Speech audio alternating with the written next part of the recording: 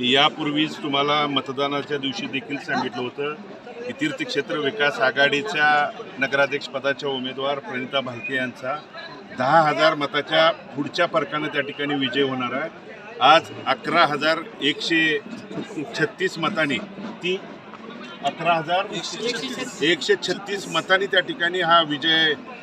प्रणिता भालकेंनी आणि तीर्थक्षेत्र विकास आघाडीच्या संपूर्ण शहरातल्या त्यांच्यासोबत कार्यरत असणारे मग सर्व सन्माननीय नगरसेवक पदाचे उमेदवार असतील, सर्व नेते मंडळी, आदरणीय अनिल दादा असतील, आदरणीय नागेश काका, दिलीप बापू, गणेश दादा, सर्व सोबत असणाऱ्या सहकाऱ्यांच्या पाठबळामुळं, सहकार्याच्यामुळं आणि असंख्य भारत नानांच्या पासून वडीलधारे असतील, ज्येष्ठ असतील, माता भगिनी असतील, तरुण सहकाऱ्यांनी जे परिश्रम गेले जवळजवळ 3 आठवड्याहून अधिक काळ त्या ठिकाणी हे यश संपादन करण्यासाठी, हा गुलाल मिळवण्यासाठी जे केलं, खऱ्या अर्थानं त्याचं आज या मताधिक्याच्या रूपानं सार्थकी झालं असं त्या ठिकाणी बोललं तरी काय वावगं ठरलं। मोठ्या प्रमाणावर झालंय, थोडंफार त्या ठिकाणी आहे। आम्हाला अपेक्षित बहुमताच्या आकड्याच्या पुढं 20हून अधिक नगरसेवक त्या ठिकाणी येतील, हा त्यामध्ये आमच्या त्या ठिकाणी होतं। परंतु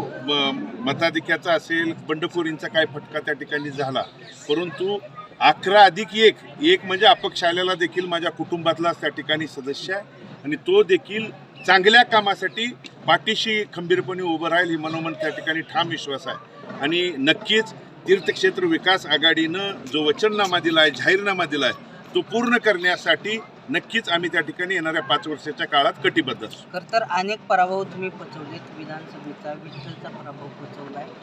आज कुठेतरी गुलाल अंगावर पडलाय, काय मनात भावना आहेत आणि भालकेंचं पुढचं उद्दिष्ट काय? विठ्ठल माझं मुळात माझ्या वडिलांची आम्हाला त्या ठिकाणी शिकवण आहे, त्यांच्या बोटाला लहानाचं आम्ही मोठं झालो। यश देखील तितक्याच त्या ठिकाणी संयमानं पचवायचं असतं, अपयश देखील संयमानंच त्या ठिकाणी घ्यायचं असतं। गेली लगातार त्या ठिकाणी 2 विधानसभा असेल, कारखान्याच्या याच्यामध्ये झालेला पराभव जरी असेल तरी आज वडिलांची शिकवण माझी त्या ठिकाणी जिवंतपणे कार्यकर्त्यांच्या, आमच्या तीर्थक्षेत्र विकास आघाडीच्या मनामध्ये त्या ठिकाणी रुजू आहे आणि नक्कीच त्यांनी दिलेल्या शिकवणीला अपयशातूनच त्या ठिकाणी यशाची आज पायरी गाठलेली आहे आणि त्या यशाच्या बाबतीत मी तुमच्या माध्यमातून सांगतो, आज हा अंगावर पडलेला या तीर्थक्षेत्र विकास आघाडीला आम्हाला आमच्या अंगावर पडलेला गुलाल इथून पुढच्या काळात प्रत्येक ठिकाणी गुलालच त्या ठिकाणी दिसेल। पुढचं उद्दिष्ट काय असणार आहे भालके? पुढचं उद्दिष्ट आज मतदारसंघातली नुसती पंढरपूरच नाही, इथल्या काही त्या ठिकाणी नेते मंडळींनी मंगळवेढ्यात जाऊन काळ्या दगडावरची पांढरी रेष म्हणली होती, पण पंढरपूरच्या नगराध्यक्षा सुद्धा इथं आज दोन्ही नगराध्यक्षा तीर्थक्षेत्र विकास आघाडीच्या आहेत आणि हे यश भविष्य काळातल्या त्यांच्या त्या ठिकाणी आजपर्यंतच्या चुकीच्या कामाचं कोच त्या ठिकाणी पावती आहे। आणि येणाऱ्या काळात मी बोलण्यापेक्षा आमच्या इथल्या वडीलधाऱ्यांना, तरुण सहकाऱ्यांना एकत्रित घेऊन पुढची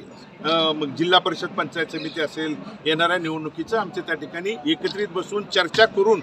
परिवारातले जे सोबत येतील त्यांना घेऊन पुढची रणनीती त्या ठिकाणी आम्ही आखू। विठ्ठल कारखाना विधानसभेची वाटचाल आज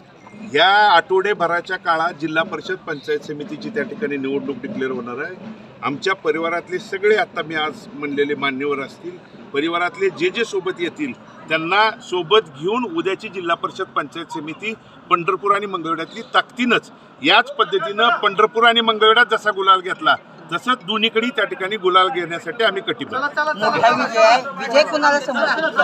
विजय खऱ्या अर्थानं कार्यकर्त्यांचा आहे आणि कार्यकर्त्यांच्या मनामध्ये भारत नानांचं जे काळ आहे, आज जरी ते हयात नसलं तर भारत नाना